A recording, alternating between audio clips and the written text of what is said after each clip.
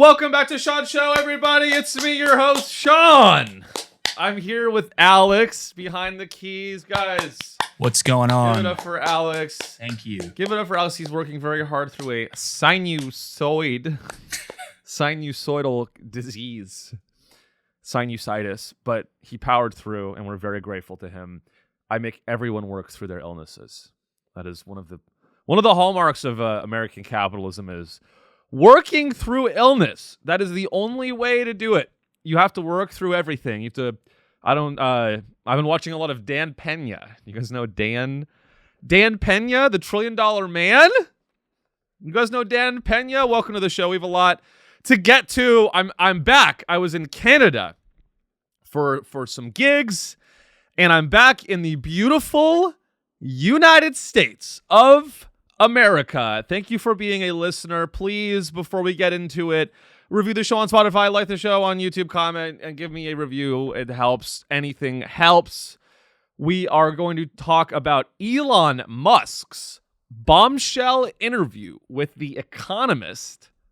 Some frail woman from The Economist somehow landed an interview with my icon and God and King and sexual desire, Elon J.Q. Musk. I like giving people middle initials they don't have. Guys, we have so much to get to. We have, it's going to be an Elon Musk day. So if you are not ready for an hour of hate, we're doing an Elon Musk. This is the Elon Musk hate hour. We are going to hate on this man for about an hour or so. And additionally, we have some pretty insane developments in the AI world. We have a story about allegedly Anthropic buying and then burning books. You know, burning books. You know, stuff that good societies that are healthy, they do that all the time. So, and so much more news. We have, I believe, all of my favorite guys did interviews this week. Sam Altman did an interview. These guys, they can't stop doing interviews. They love the camera. See, what's funny about this generation of supposedly what's really interesting about our modern versions of, we were talking about before the show, what's funny about our modern day versions of technological geniuses, right? You think of Albert Einstein. You think of someone like Galois, if you know, for my math heads. Maybe you think of someone like von Neumann, right? You have these characters that we look back on as these people that spearheaded developments in math, technology, science, etc. And they're revered, right? They're revered for their advancements, and they help propel humanity forward. And what's really sad is that nowadays our version of von Neumann is as a trillionaire. A trillionaire. Somehow the technocratic feudal overlords that run the world, they love the camera, and they love being in the limelight, and they love celebrity, and they love wealth and power and throwing money at elections and constantly tweeting dumb shit. But simultaneously, they would like you to think of them as a secret recluse. They are secret. They are simultaneously, these boisterous. They want everything. They want to be rappers. They want the Balmain. They want Balmain. They want Louis Vuitton. They want Audemars. Right? They want power. They want a yacht. They want a harem of women of all different races to be available for sex at all times. But also, they want to be a secret, eccentric, recluse, genius guy who's autistic and kind of antisocial. You can't have it all. You cannot have it all.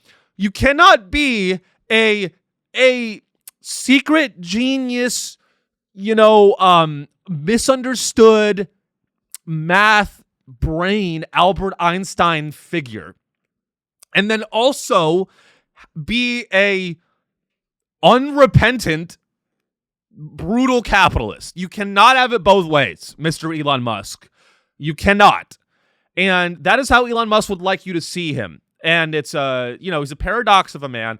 He did an interview with The Economist, which let's just jump into it. I mean, there's some stuff in this. There's some stuff, and this will be a multimedia show. We're gonna get a lot of we may do 4 hours on this interview because it's probably one of the most telling interviews about our friend Elon Musk. And this is just a symptom. This is what you get when you have a society that incentivizes psychopaths to rule the world. We set up, it's really not, before we get into it, it's really not even Elon Musk's fault that he is who he is, because we all collectively slowly created a set of incentives. I sound like Elon Musk right now. we created incentives to. By the way, this whole interview, I really figured it out. We're gonna watch some key moments, but I really figured out how Elon Musk tricks people into getting them to think that he's a misunderstood, hated genius. And here it is. All he does, and I'm not speaking to my listeners, I'm speaking to the people that will watch the clip of this. You stupid fucks.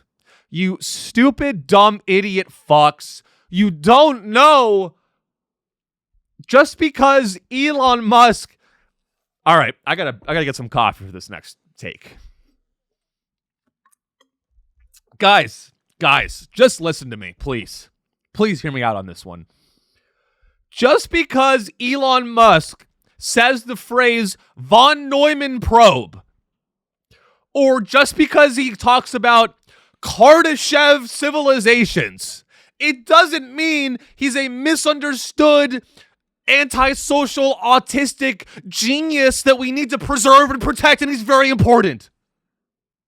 Just because Elon Musk talks about how we need to build a Dyson sphere, that is the ultimate. Here's what Elon Musk does. It's genius. People go, Elon Musk is a genius, but not in the way that you think he's a genius. Elon Musk is a genius in that he figured out a way to manipulate the masses into getting them to think that he is a misunderstood, university, some sort of Elon Musk has this brand. A lot of people think of Elon Musk as if he were a French mathematician, as if he was a Galois. I don't know if you guys know.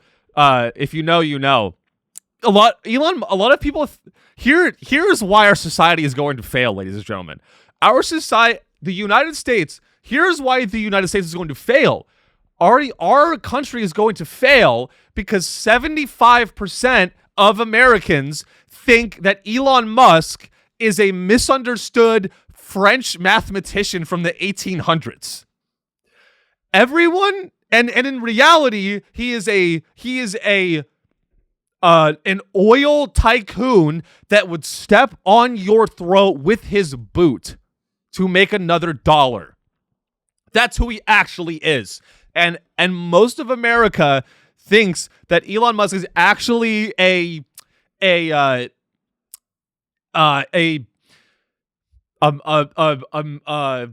what's the word? Phenom? Promising? Phenomenal? Savant is a good word. There's a word I'm thinking of. It starts with P. Penis head. Prodigy. There we go. That was the word. Everyone thinks that Elon Musk is actually like a prodigious university professor in the south of France. And he's working on some very secret math. Everyone thinks that, and Elon knows this. Elon Musk knows that the image he projects out into the media is as if he were a misunderstood, reclusive, physicist that was on the cusp of discovering universal time travel, nuclear fission, cold fusion, Dyson sphere technology, secret DARPA bullshit, CIA DARPA bullshit. That's what he thinks. That's what he wants you to think he is. Elon Musk wants you to think that he is working, that he doesn't care about money at all. Money is not important to Elon Musk. He is in a basement tinkering. He's tinkering, right? Yeah, Nikola Tesla. He wants you to think he's Nikola Tesla. He wants you to think that he's on the verge of something. A crypto cold fusion time traveling machine that sucks your dick. I'm so close. Right? That's his image. And many people think that he is that. And in fact, he is a Nazi. And that's why our country, he's a little bit of a Nazi. Now, this is my impression, which we'll watch, but I'll just do it now. This is my impression of the Economist lady who interviewed Elon Musk. By the way, July 2026 was this interview, by the way. It was in July 2026. Let me get this straight. I'll save that. Let's watch a little bit of this interview because I think it's very telling about wealth inequality. It's very telling about a lot of stuff. But we have some timestamps. You guys know me. I work very hard on the show. I pre-watched it. So we have the juiciest timestamps. Alex, let's serve up our first piece of steak. Our juicy. This is prime. Guys, I can't believe this show is free. Patreon.com/Sean Show. So this first timestamp is just an empty statement about AI intelligence versus human intelligence. And Elon Musk, come on. We are Red Bar for technology executives. I figured it out. If you know, you know. Elon Musk, come on down. Come on down, Elon Musk. Welcome to Sean's show. You are welcome to the show, Elon Musk. You are on Sean's list. It's like Schindler's List, but worse. All right. Actually, wasn't Schindler a good guy? Yeah. He was like... He was helping them. It was the list of people that were going to get saved. Yeah. Okay. I always thought Schindler was like was one of the Nazis. All right. People think that, right? They go, anyway. So you're not on Sean's list because Schindler was... You're on the not... You're on the bad list. You're on the naughty list. All right.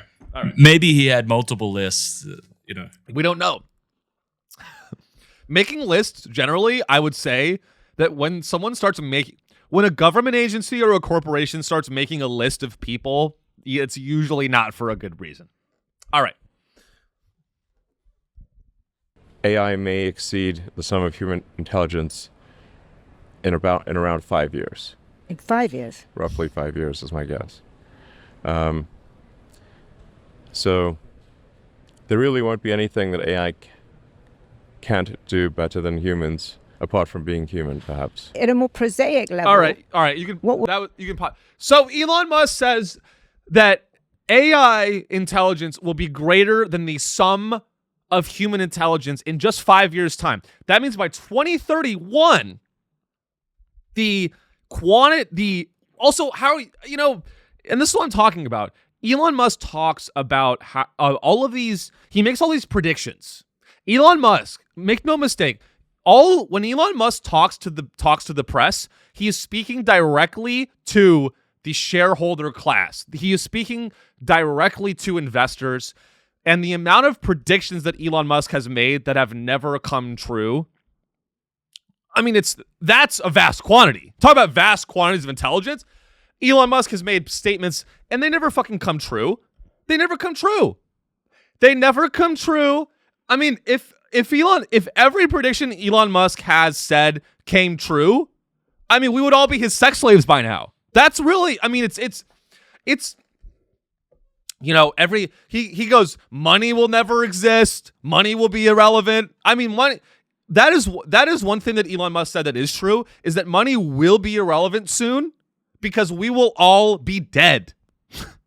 I mean, Elon Musk said that money will be irrelevant. You know, he's saying, you know, also this idea that like, you know, you can, that this idea that like, you know, let me go on a little tangent. Stupid people love to quantify. No, let me retract that. Insecure people, they love to like quantify their intelligence. You know what the worst type of person is? It's a person that knows their exact IQ. Oh my God, you are such a fucking piece of shit. If you know your exact IQ and you've taken and you're part of that group, that the Democrat, I'm kidding. That's a joke, guys. If you're part of that, I think it's called what's it? There's like an IQ, like a high IQ club. Mensa. If you are in Mensa or you've taken an IQ test and you're like, if you believe in IQ, you have a low IQ. I'm really sorry. But measure, like, our attempts, like measuring intelligence, and this is relevant because Elon goes, well, AI intelligence is going to be vastly larger than the sum of human intelligence.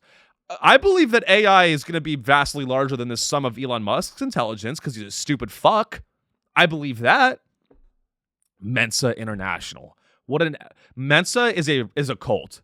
Mensa, anyone I've ever met that put any credibility into Mensa is a stupid, dumb fuck. You are one of the stupidest motherfuckers on the planet if you believe Mensa has any credibility whatsoever, and you are a prestige whore. You are a prestige whore asshole. Some of it's and I go back, the Bay Area, it's the Bay Area. It really is the Bay Area that ruined everything. Silicon Valley, we ruined everything by trying to quantify everything. Everything has to be measured. Everything has to be a measurement so that I can decide how much am I worth in comparison to you.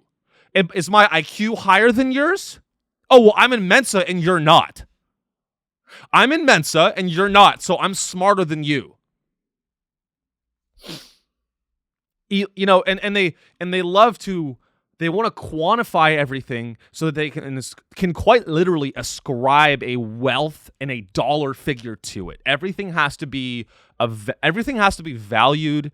Everything has to be spreadsheet organized. Everything has to be graphed out in a fucking bullshit pivot table. God, just fucking kill me.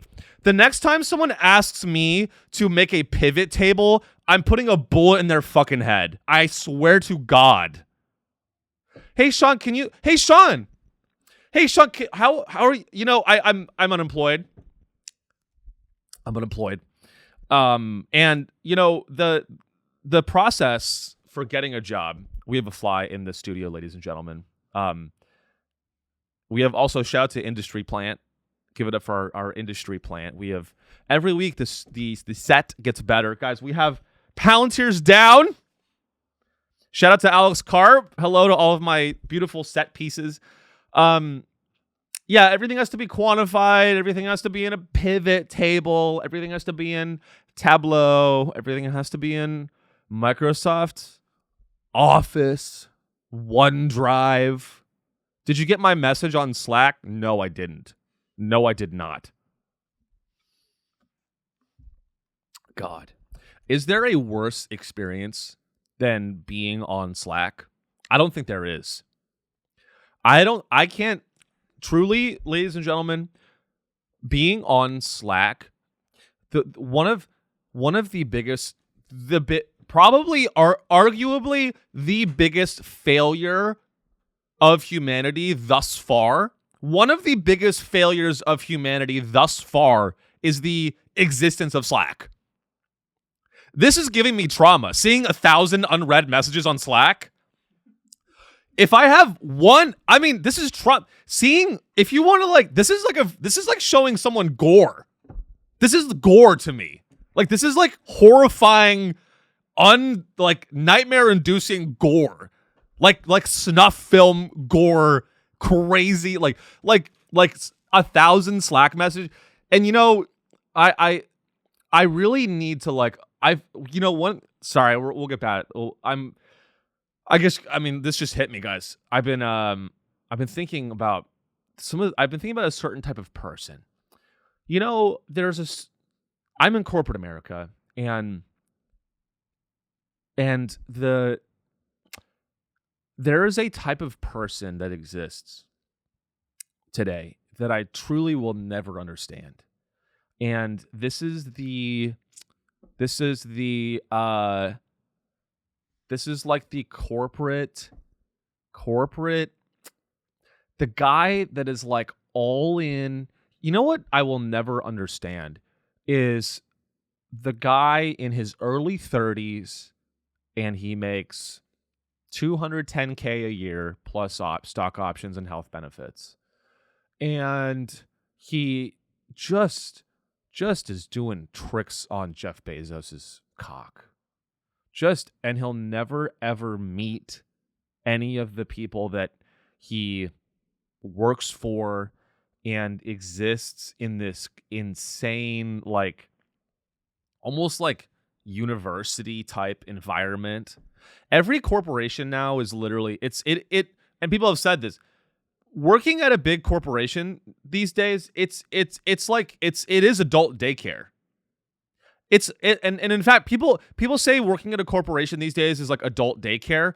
I would even go further. I would even say this: daycare's harder. People go, "Oh my God, my job is just adult daycare."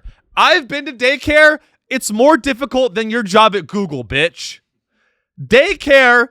I don't know if I went to daycare every day from 1st grade to 5th grade, kindergarten to 5th grade. I went to 4 hours of daycare every day. That shit was hard. I had to steal cookies. Okay, they only gave us one cookie. I had to steal additional cookies from the cookie jar. I had to beat everyone else at Super Smash Bros. I was playing Yu-Gi-Oh! These things are people, oh my God, I'm at Google, but it's like basically adult daycare. Actually, bitch, daycare is more intellectually stimulating than whatever the fuck you do in the cloud partnerships department. You know what they don't have at Google? Exodia, bitch. There's really no better feeling than going, Exodia, bitch. Suck my fucking dick. It's a great feeling. Shout out to my nerds. I've only really ever gotten Exodia once. Exodia, I mean, we used to be a society. We used to be a society of culture. Shout out to Exodia. Shout out to the left leg of Exodia, dude. Shout out, man. So, but you know, this I really think about it's just a great card. One time I got the left leg of Exodia, and my friend said it wasn't worth. He tricked me. One time I pulled the left leg of Exodia, secret rare, ultra rare, right? 2004 probably. I got a left leg of Exodia, and my friend, one of my best friends growing up, was like, "Oh, I'll trade you a man-eating bug for your left leg of Exodia." And I literally traded it. He fooled me. I got a left leg of Exodia, which is a super rare, important card. And he tricked me. He tricked me into trading it for a man-eater bug, which was worthless. And that is what the American public has done with billionaires. The American public, we had Exodia. And we traded it for nothing. We traded Exodia to Jeff Bezos, and Jeff Bezos gave us a man-eater bug. Is this making sense to anyone? Guys, let me speak let me actually, you know what I realized? I have to speak the language of the autistic losers in order for you guys to understand economics. If you want to explain economics to a red-pilled autistic guy that works at Tesla, you have to speak his language. What we've done, U.S. society, the 99% in early 2000s, after 9/11, we had Exodia. We had an interesting war in Iraq. We had everything. We had the Backstreet Boys. Okay? We didn't have Citizens United yet. Right? We had Exodia. We had the fucking the God cards. We had Exodia. We had the God cards. We had a Black Lotus. We had everything. And the billionaires had nothing. They didn't have nearly as much power. We had the Egyptian fucking God cards. And then what happened? What happened is the billionaires said, hey, I've got a man-eater bug. And it's fake. It's Chinese. I have a fake Japanese man-eater bug that my dad got in Japan while he was in Japan for work. And he has no idea what my interests are because he's a bad father. That was the billionaires, which is true. The billionaires were like, hey, my dad got me a fake Yu-Gi-Oh! Man-eater bug when he was cheating on my mom in Japan for 3 weeks. I'll trade you my fake Chinese man-eater bug because it's super rare because it's foreign. And you have to give me your Exodia. And what did the American people do? We went, oh, okay. And we traded away Exodia. We traded Exodia. We traded healthcare. We traded everything. We gave it all away for a worthless man-eater bug. I wouldn't even want that card. If you gave me a man-eater bug, I wouldn't take it for free. You'd be like, Sean, I got a man-eater bug. Here you go. I'd be like, keep it. I don't want to be seen with that card. That is what American society is. And now the billionaires have Exodia. Is this clocking to you guys? The billionaires, they have the Egyptian God cards. This is the right way to lay this out? This is the right way to lay out where we're at economically, okay? It's the perfect metaphor. This is the perfect metaphor for the American economy. The American people, we used to have the Egyptian God cards. We had all 5 pieces of Exodia and we traded it away. Now Jeff Bezos and Elon Musk, now they have the Egyptian God cards. Okay? And they are using it. They are using the power of the Egyptian gods to destroy us and wreak havoc on the world. All right? The billionaires, they really are like Pegasus from Yu-Gi-Oh! Can you pull up Pegasus? It really, they have all the Millennium items. Guys, I don't know if you know where we're at in the U.S. economy. Let me put it in terms you can understand. Basically, the billionaires, Jeff Bezos is Pegasus. He's Pegasus. Jeff Bezos is Pegasus from Yu-Gi-Oh! And he has all the Millennium items. All right? And we're fucked. Okay? That's why they make the data centers. He had the Toon world, right? The cartoon. They had, Toon monsters, which, by the way, in the actual tournament Yu-Gi-Oh, were never competitive. If you know, you know. But great artistically, just a great show. But Elon Musk, Sam Altman, they have the eye. A little racist when you think about it. This is Alex Karp. Alex Karp goes home every day and puts in the Millennium Eye and then watches young Mexican kids play soccer in San Diego. That's what he does. Alex Karp, he uses the Millennium Eye and he tries to find all his haters so he can spray fentanyl-laced piss on them. God, which is a real thing he said. Alex Karp said that he wants to spray fentanyl-laced urine on his haters. Hey, I'll take some free fentanyl, Alex. Sign me up, bitch. Sign me up, Alex Karp. If you want to spray fentanyl-laced urine on anyone, do me. You can do me first, buddy. I love fentanyl and I love getting pissed on. Motherfucker. Fuck you. Well, I'd like to spray fentanyl-laced urine on all my haters. Sign me up right here, asshole.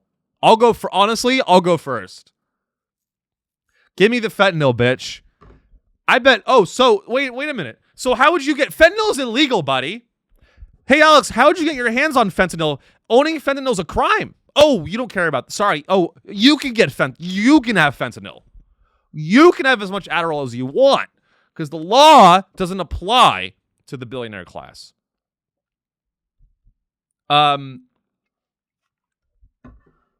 Well, this has been good so far. Let's get back to the interview. No, but Elon Musk. Welcome, Elon. We are so excited to have you on Sean's show. What a beautiful. He looks good. His hair plugs don't even look like hair plugs. Let's go to our next timestamp. He says so much good stuff in this interview.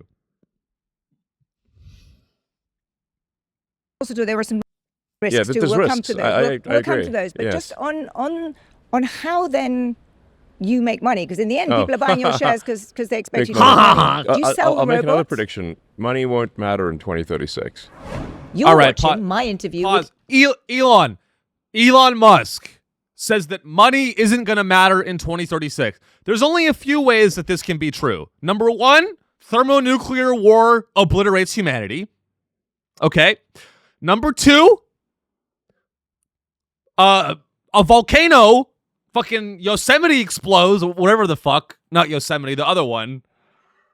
Something. One of the dormant volcanoes erupts and destroys us. And number three, killer robots enslave humanity and make money irrelevant because we will all be slaves to the robot empire. Those are the only ways money will be irrelevant. Because in this interview, Elon Musk's new prediction for how AI is going to play out in the economy and in the world is that there will actually be an overabundance. Elon Musk, guys, I have such good news. Guys, I know I really like to catastrophize on the show, and if you listen to this, maybe you've gathered that, hey, I like to catastrophize sometimes for comedic effect, but I want to just alleviate all of your concerns, you guys. Elon Musk, guys, great news. Guys, I have great news. A trillionaire, the richest man on earth, just said that money isn't going to be relevant in 5 years because guess what? Because of the robots and the AI, there's going to be an overabundance of everything. Work is going to be optional. And Elon Musk, Elon loves to say that work will be optional. And he's not wrong. Work will be optional. Here are your options. Work or die. Your options, work will be optional. Here are your options. Get in the hole and dig. Or get your head blown off by an XAI robot. So work will be optional. Money is optional. It sounds like what he's describing is just his life. Elon Musk is like, oh, well, work will be optional in 5 years and everything will be abundant. You're just describing being a billionaire. That is what you have. You will continue to have an optional work, optional everything, overabundance of everything, yachts. The only thing Elon Musk doesn't have access to is Epstein's Island, ironically. We all want what we can't have, and Elon Musk cannot have an invite. Honestly, if you want to know what conspiracy I believe about Jeffrey Epstein, I believe Elon Musk had Jeffrey Epstein killed because he was disinvited to his island. Roll that around in your head. I think when Jeffrey Epstein was like, I'm sorry, man, it's canceled. I think Elon Musk was like, do you think I'm stupid? I know you're having that party without me. And then I think Elon Musk had Jeffrey Epstein murdered. Because Elon Musk is a vindictive psychopath fuck. He's a vindictive... Yeah, Jeff has probably been to this WikiHow. How to uninvite someone from a party. Hey man, I'm really sorry. It's just gonna be a small. I love that Jeffrey Epstein probably was like, Elon, when you like soft uninvite someone, Elon was like, I'm looking to do some. Basically, Elon Musk emailed Epstein and said, I've been working really hard for my entire life. I'm looking to have sex with some children. And Elon and Jeffrey Epstein said, I'm sorry, man. It's going to be like a small gathering of like only the top 50 pedophile billionaires. And it's just, it's going to be a little intimate, small, like a wedding. You know when you like want to have a small wedding and then someone's like, can I go? And you're like, oh, it's going to be small. It's going to be a small thing. Like, shoot. Actually, I'm planning on killing myself. Elon Musk said, can I go to your pedophile island? And Jeffrey Epstein said, I'm actually planning on hanging myself in a jail cell. I'm really sorry. Let's go back to the interview. So money is optional. There's going to be an overabundance of everything. Everything is going to be great. No. Everything's great. It's not like AI is a bubble and it's all a fucking scam. In fact, we're on the verge of everyone being more prosperous. Oh, I'm glad. Let's keep watching. I'm glad.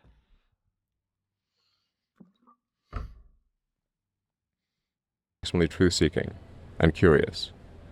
If that's the case, I think it will foster humanity. So let's unpack that. You're sure that humans will no longer be in control in 10 years' time? I think it is unlikely. Wait, let me go back a little bit more, see if... Oh, yeah. That tells me is that the most important thing for AI safety is to be maximally truth-seeking and curious. If that's the case, I think it will all right, you can pause foster it there. Humanity. So Elon said that he wants AI and he hopes that AI is, for the greater good of humanity, AI should be maximally truth-seeking. Now, I don't know if you guys have been on Grok, but it loves Hitler. Now, it's funny that Elon wants AI to be maximally truth-seeking because I don't know if you've used Grok lately, but Grok has been programmed, to Elon's credit. Grok is maximally truth-seeking. It's sought out the truth, which is that the Holocaust is a lie. Nick Fuentes is a liberal. and other really truthful things. You guys know all of these things that are super true. Remember Mecha Hitler? Grok, now again, this is a little old and they've improved Grok since this moment, but this idea that AI should be, this idea that Elon, I do not give a fuck about Elon's opinion on anything. And if he says that AI is maximally truth-seeking, that is not something I'm interested in, because if Elon Musk is creating an AI, it is certainly not going to be maximally truth-seeking. Okay? If Elon Musk is making an AI like Grok, that is not a maximally truth-seeking AI, because you're going to upload a photo to Grok and have Elon Musk's Hitler salute, and Grok will be like, that's a Roman salute. Dude, it's a Roman salute. That looks like a traditional Roman salute. That looks like a traditional Roman salute by my creator, Elon Musk. It's a Roman salute, idiot. And so, these guys, all they love to do is make no mistake, and I've said it before, I'll say it again. Make no mistake. When the billionaires talk to the press, all they are doing is PR for their companies and nothing more. Nothing more. That is all they're doing. They are talking to analysts at Barclays and Cohen Investment Bank. They are talking, when billionaires do interviews with the press, they don't give a fuck about anything. They are only speaking to the research analysts that cover technology, media, and telecommunications at Goldman Sachs. That is all they care about. All right.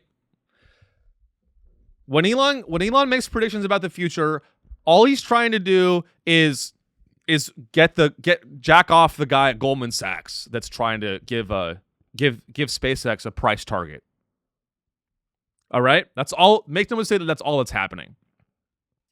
And by the way, and so, you know, going back to Elon and his whole strategy here is very interesting, because this is how Elon convinces people that he's smart. And this is how Elon Musk deflects. Is a journalist will be like, will ask Elon, they'll be like, so Elon, why here's how Elon Musk conducts all his interviews. As a journalist will be like, you know, Elon Musk, you say that you're supportive of all these egalitarian causes, but how does that square with when you saluted Hitler twice on live TV? And then Elon Musk will go, well, the standard model of the universe says that the universe will actually experience heat death in infinite time. Oh, great. And then everyone goes, whoa. So Elon Musk, didn't you grow up in apartheid South Africa and your dad owns an emerald mine? And then Elon goes, well, when you think about a black hole, it's very, very interesting. It's very, very interesting to think of a black hole. So Elon, when you did that salute on live TV, were you saluting Hitler or was it something else? So Elon, when you retweeted that, when you make all these tweets about how there are different, you know, when you make all these tweets about how there's genetic differences between races, what are you trying to indicate here? Could you clarify? This is what it goes. That's what he does, guys, is he deflects by talking about science. He deflects his insane positions on things having to do with economy, government, race, everything. And he deflects by doing a bad impression of Neil deGrasse Tyson. And then everyone thinks, I don't even know what he's talking about. The gamma function. Fuck you. Like a journalist will be like, so Elon, you've made a lot of statements recently about how there are genetic differences between the races. Could you maybe clarify that? And then he'll be like, I think we're going to get to a Dyson sphere. Elon, why did you tweet that black and white people are genetically different? And then Elon will be like, well, I think we may actually get to a Dyson sphere before my death. We may actually harness the power of the sun with millions of microscopic satellites that inject tubes into the sun and fuel and empower our whole solar system to move into a world where black people don't have rights.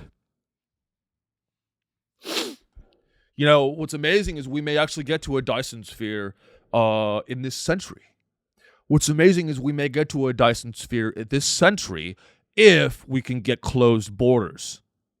What's amazing is a Dyson sphere may not be that far away. Elon's entire ethos is we may be able to get to Kardashev type 3 very soon if we can deport all the immigrants from the United States. That's what Elon Musk believes. Elon Musk believes in this insane, Nazi sci-fi utopia world where all of these white people are in some sort of orb, like a space orb. It's like an apartheid. It's like Elon Musk believes in whatever Hitler believed in for the future. That's what Elon believes, except we have a Dyson sphere. Hitler believed in Elon Musk is so crazy because he has these prehistoric 1600s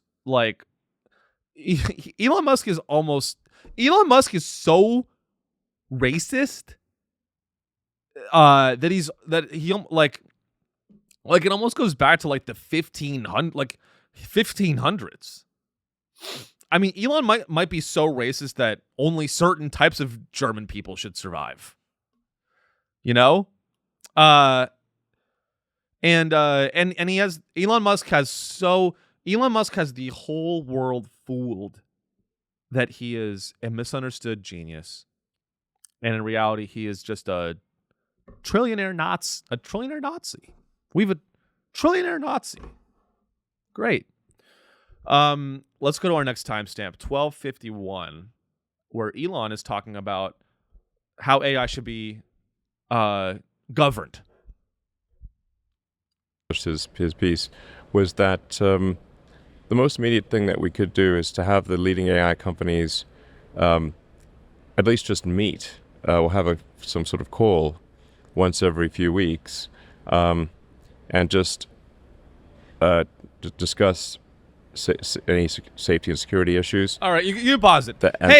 So Elon, your idea of regulating AI is have all the CEOs of all the AI companies meet every week to do a circle jerk and collude? Yeah, the best way to regulate AI is Sam Altman, me, and Dario all suck each other's cocks and then talk about our stock portfolios. Fuck you.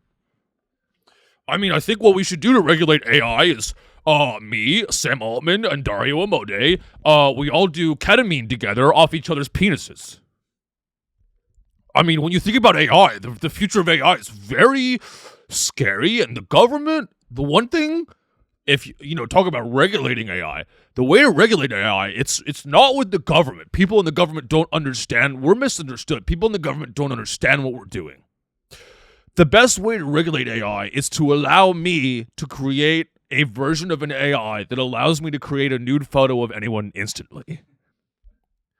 So Elon Musk's idea of how AI should be regulated is all of the AI CEOs get together and have a kumbaya.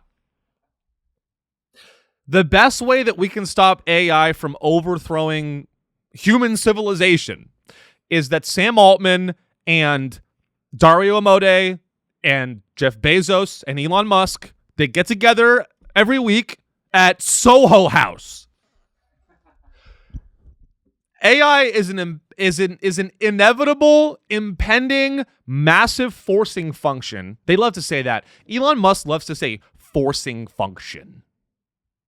Just say event, you stupid fuck. Wealth. I mean, and that at the root of it, that's truly what these billionaires do to make themselves sound smart, is they use scientific language to talk about conservative political positions. But but you can't just say, I don't believe in welfare. Like Elon Musk would never just say in plain English what he believes, because it would sound crazy. Or would sound, we would all see it for what it is. Elon Musk and all of these technology billionaires, they would never actually just plainly say what they believe politically, right? Because we would all see through it. We would all go, oh my God, that's an insane position to have. Peter Thiel did it once. One time Peter Thiel at a Hilton Garden Inn for like 12 of his autistic friends. Peter Thiel held like a libertarian event at a Hilton Garden Inn and was like, let's use technology to usurp democracy. That is what these motherfuckers believe. The only time a technocratic billionaire has been honest about what they believe is when Peter Thiel was at a Holiday Inn Express conference center and said, let's use technology and my connections at the CIA to usurp the the constitutional republic. Let's do it. And then everyone went, so smart. Very smart, Peter. That's why we gave you all the Bitcoin. Very smart. That is the only time they did it. And what Elon Musk is what Elon Musk is very adept at is, instead of just saying plainly what he believes, which is like, for example, all the homeless are lazy and poor and they should be shot into a trench and buried. That's what he actually believes. But what he says is he applies fancy math language. All of the entire world, and I know it because I studied math, and I know I can see through this shit. All these technology billionaires, they use fancy math and physics language to get you to think that they are misunderstood geniuses and they just want the best for humanity. They use phrases like codomain, forcing function. When in reality, all they want to do is shoot you into a dirt trench. That's what they want for you. They want robots to shoot homeless people into a dirt trench. And they want Anthony Fauci to be flayed on the dark web. They want Anthony Fauci's rib cage to be spewed open on a dark web live stream. Right? And they want homeless people to be murdered like you would a cow. You guys know those the gun that murders cows. It's like a fucking steel, what's it called? There's a special name for it. Yeah, like a bolt gun. What Elon Musk actually wants for the future is either you will pay 100 Elon tokens a month to get the Neuralink chip, right? If you don't want to do that, no worries. We have options. You always have options. Option 2 is you can go into this building and we're going to put a bolt gun into your cranium. We're going to put a bolt gun through your neocortex. But my overall what I was trying to say is that Elon loves what all these guys do is they imbue their horrible political positions with fancy physics and math language to shroud what they actually believe. Like Elon will go, well, I think that, when you look at European countries and you have welfare, when you have European countries with large welfare incentives, what that does is it creates a forcing function for immigration. It creates an obvious forcing function for immigration.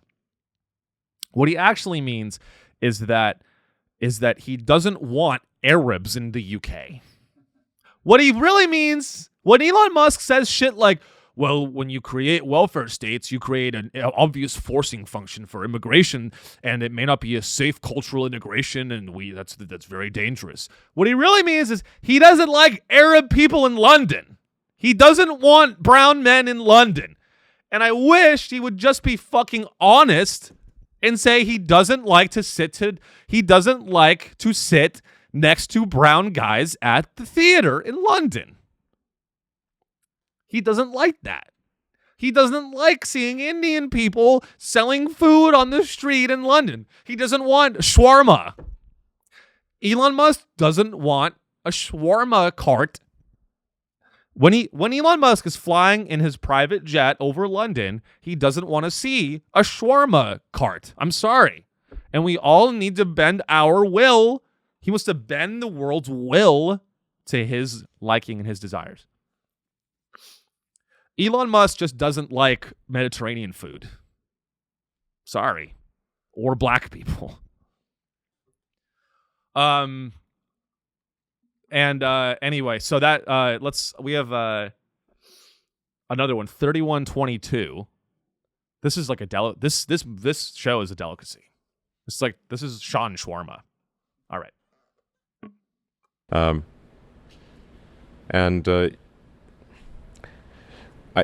I've said many times, I think work is going to be optional. Oh my God. So, so I think maybe a good comparison would be gardening. Like you don't have to garden. You don't you don't have to grow vegetables in your garden. You can go to the store, and they're going to be pristine vegetables. Or you could grow vegetables in your garden, and they will actually be less perfect. Your tomatoes are not going to be as plump and juicy as the ones at the store. They'll look a little artisanal. But if you go to a friend's house and they make dinner and it's with vegetables from their garden, it's a nice touch. So that's this is what work is going to be like. Elon, I get that. I mean, in that world, I would be hopeless because I can't garden to save my life. But I get the idea. People still like playing chess with each other, even though every computer's better. But let's just think about the politics of this. Yeah. Because it sounds you're describing a world where within 10 years, pretty much every job can be done better by an intelligence. And yes, you're seeing huge returns to this intelligence. To people like you're the wealthiest man in the world. People who lose their jobs, who are displaced, who may go off and garden, but how are they going to live? And what kind of... I mean, it sounds to me like universal high income. But how are you going to get there? Let's talk about the... All right. Universal high income? Elon Musk, you are fucking high. If you think that's what's going to happen, you, my friend, are fucking high as a kite, which you probably are. You seem high in this interview. Every time Elon Musk does an interview, it seems like before Elon Musk talks to the press, I'm pretty sure he just crushes up a combination of ketamine and Adderall before he talks to the press, because he goes, everyone's just going to garden. AI, with the advent of AI, you're just going to be able to, it's like gardening. Work will be optional, and you'll just be able to garden all day. And you know what, Elon? You couldn't be more mistaken. Because, the only job left is going to be agriculture, because we are going back to the dark ages. That is actually what's going to happen. Elon said, you're going to be able to just relax all day and garden and go to your friend's house for dinner. Wrong. You will have to garden because, hey, Elon, let me ask you this, Elon. How are we going towards a world where you can either go to the store for pristine vegetables or you can make your own vegetables at home? How is that in the future when right now, if I want lettuce, I'm going to shit out my lower intestines? How do we go from right now when Taco Bell makes all of the vegetables poison, but in 10 years, there's going to be infinite, universal, everything's fine. Elon Musk wants you to believe everything's fine, and there's going to be... And that's the crazy thing, is that Elon Musk thinks that we can deliver this utopia through this libertarian, state-run oligopoly capitalism, where five dumb fucks control everything. And everything's just going to be a fucking utopia. Don't worry. What he really wants to tell you is, don't worry. Just get the chip. Are you going to get the chip? Because a lot of your friends are going to get the chip. People think that like getting this chip implanted in your brain is going to be this like. I mean, it's going to happen. It's going to happen. And shout out to Joe Rogan for helping psyop Elon Musk into power. Shout out to Joe Rogan and the Joe Rogan Experience for helping to psyop Elon Musk and launder his image to the public. I can really think of nothing more tragic than that YouTube video with Elon Musk and Joe Rogan having 50 million views. I mean, it's absolutely tragic. It's absolutely tragic how much Joe Rogan helped launder Elon Musk to the popublic. Elon Musk may very well be the man that obliterates humanity. Shout out to Mitzi Shore. Shout out to Mitzi Shore for giving Rogan a career in comedy, who then subsequently helped psyop Elon Musk's image to the public so he could create a death cult that destroyed everything. Mitzi Shore, you dumb cunt, fuck you. I am so tired. I'm so tired of this worship of these people. Let's not worship them. Can we have a little bit of honesty about this stuff? Let's stop doing tricks on Mitzi Shore's penis. Proverbial penis. I'm pro Carlos Mencia. I like Carlos Mencia. I like Carlos. He's a good guy. And he got a All right, Alex, start the timer. I get 5 minutes. Anyway, let's move on. So that's that. Oh wait, there's one more timestamp. We have to do this last timestamp with Elon. It's just this is the one that went super viral. That Elon Musk Elon Musk really got into it with this woman, from The Economist, who I don't know her name, and who cares? But this caused a lot of friction on the internet, a lot of conversations. They get into a little spat. I don't think so. I think you're the problem, the media. And speaking of loathing, you're loathed far more than I am. Wrong. And you don't seem to even realize that. Wrong. I think very few people know who I am relative to you, so I don't think I play in the same game. The media collectively. So, I mean, you're hated. True. Do you even know that? You probably don't. I like to think that I'm aware of my own personal shortcomings and the Economist's shortcomings and our worldview's shortcomings. Yeah. But what we stand for, as you know, is liberal values, traditional, classical liberal values, where we worry about concentrations of power and we believe in the individual and the dignity of the individual. And individual freedom. Right. I agree with that. Firmly believe that. And I have long thought that you were a classical liberal. But when I read what you post, classical liberal, J.S. Mill, limited government, individual freedom. Yeah, I agree with that. But when I read what you post on your feed, I sometimes wonder whether you really do believe in that. All right, you can pause. I literally said, look, Hey, bitch! He saluted Hitler twice!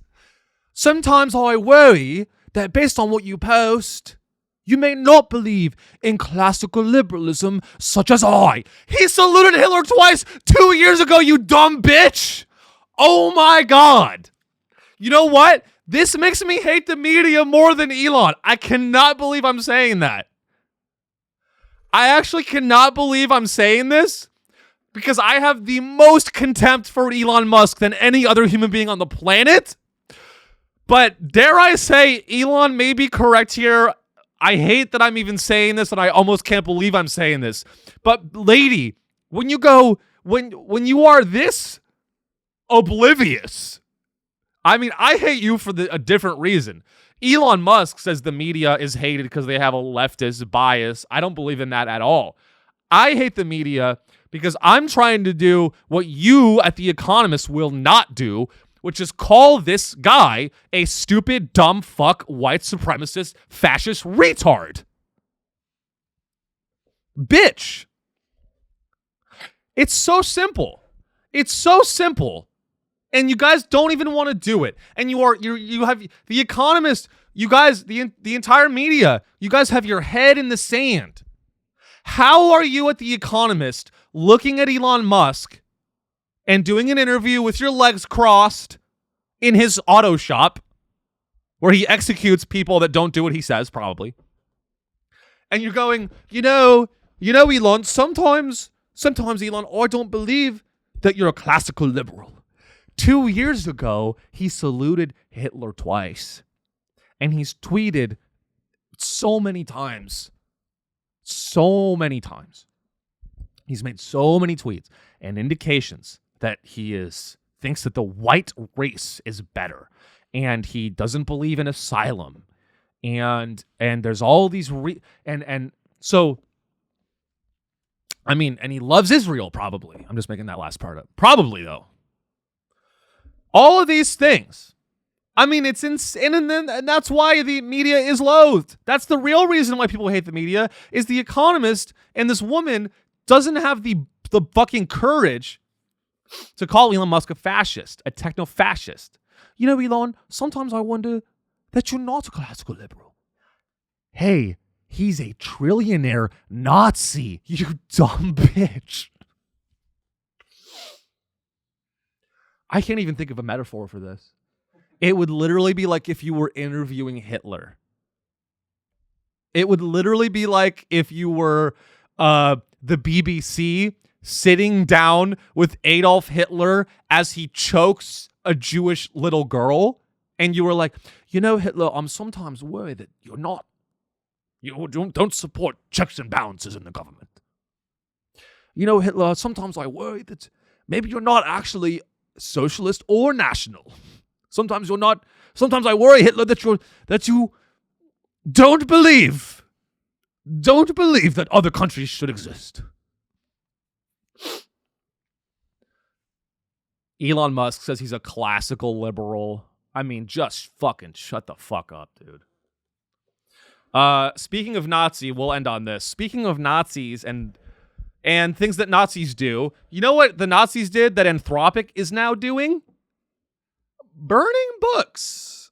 These AI, allegedly, no, it's not alleged, it's proven. It's not alleged. It's not alleged, ladies and gentlemen. This is a story, I believe it was the Washington Post that broke this initially. Not a lot of reporting on this, so you may not recognize this publication. I certainly didn't, but we're going to trust it. This is a comedy show. I do the disclaimer at the end. Guys, disclaimer, everything I've said on the show is a joke, and I don't wish harm on anyone. Every death threat I've ever... Honestly, can I disclaim the entire show? Why do they do a disclaimer every episode? I'm going to disclaim everything I've ever said up to this point in my life. It's all a joke, and I don't mean any of it. Okay? I winked. Wink. So, this is from allegedly. Allegedly. Everything is alleged. Who alleges, by the way? They go, allegedly. I'm like, who's doing the alleging? Okay. Anthropic destroyed millions of print books to build its AI models. Oh, guys. AI is great. I love it. I love it. You guys couldn't have the privilege of all of our fresh water. You also want exclusive access to every book that's ever been written?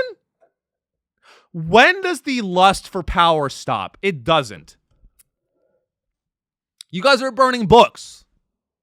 You are burning books.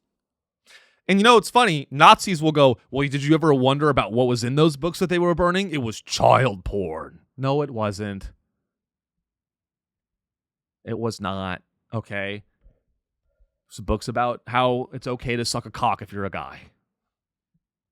So Anthropic, this is insane, is suddenly, and what's interesting is suddenly all of this old rare media is becoming very valuable because it has no AI influence. Because we really have reached a point where it's almost like, you know, before and after Christ. You know, BC, AC. You know, it's BAI, AAI. It's before AI, after AI. And the year is probably 2022. We're in a new era where every piece of media, except for Sean Show, every piece of media now has AI influence. Every piece of media is AI influence. And guess what? If you're training an AI model, you don't want AI in the training data. We all know this. And so what Anthropic has done is they bought all these rare books, scanned them, and then burned them. Because no one else, we don't want any other AI companies to get access. Yeah, let's take a look at this one. This is from the article. Could you scroll up a little bit there? The race for high quality training data. To understand why Anthropic would want to scan millions of books, it's important to know that AI researchers built LLMs like those that power ChatGPT and Claude by feeding billions of words into a neural network. During training, the AI systems, and by now you guys are already falling asleep, and that's why our country's fucked. The moment I go feeding data into the LLMs that power Claude and ChatGPT, but you miss. And then when they burn the books, everyone gets mad. But you fall asleep when they talk about what it is. All right. During training, the AI system processes the text, repeatedly building a statistical relationship between words and concepts in the process. What a concept, guys. And I mean, you know, I literally, I mean, and so they're buying all these books that are like not available. And is it illegal to do this? I guess not. I guess you can have a company and buy a bunch of physical books and scan them and burn them. I guess that's your prerogative. But you know what? I don't like it. And I think most, if not almost all people would say that that's fucking scary. This is insane. Ultimately, Judge William Alsup ruled that this destructive scanning operation qualified as fair use, but only because Anthropic had legally purchased the books first, destroyed each print copy after scanning, and kept the digital files internally rather than distributing them. I love IP law, intellectual property law, and the way we deal with how media is sold and purchased and destroyed and created. It makes so much sense. Shout out to Walt Disney. For ruining for creating a system of IP that benefited corporations and no one else. And guys, I've been saying this a lot, but I'll say it again on this episode. So I pirate one textbook and McGraw-Hill wants my throat. So let me get this straight. There was a whole campaign about how if you pirate a book or pirate a movie, you're a fucking bastard. But Anthropic, they can literally buy all of these books, scan them, and they're burning the. How much more evidence do you need that AI is bad? They are burning books. They're burning them. You know what they said? You know what they say? A society that first burns books will eventually become an AI utopia. Everything's good. Sam Altman and these guys, they just don't. They are doing anything because they think, and that's ultimately the saddest part. Is like all this shit is happening because of. They think that there's all this economic value at the end of the rainbow.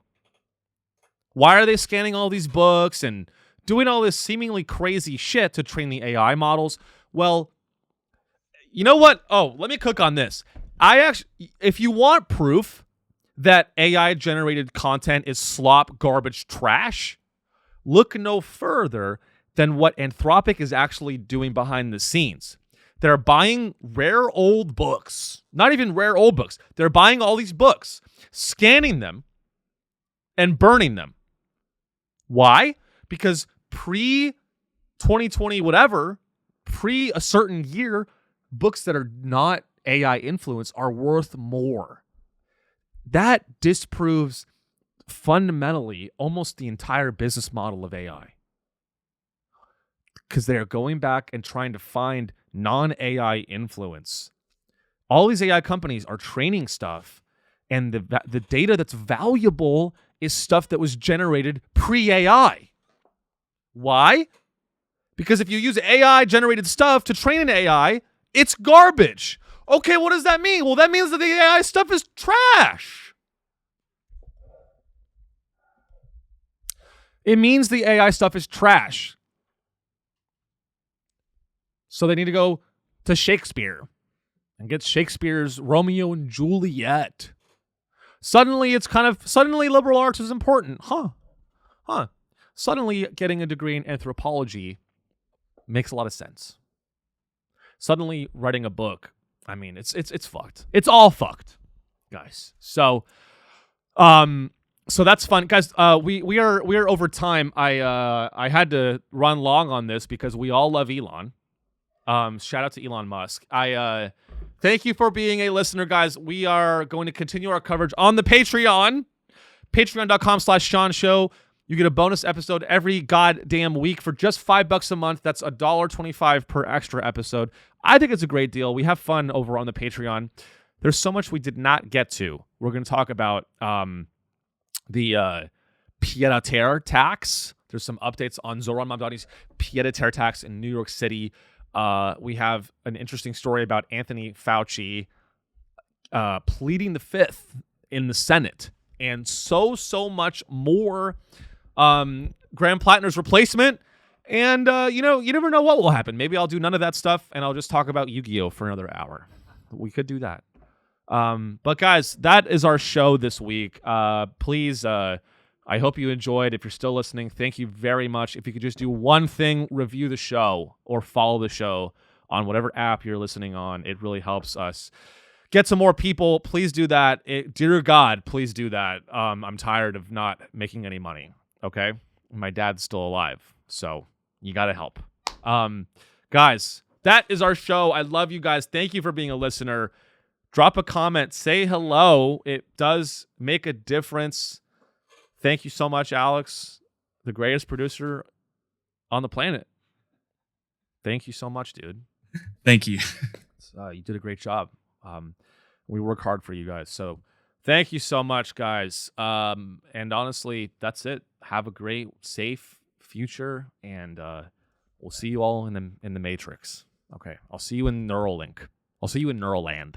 All right, bye.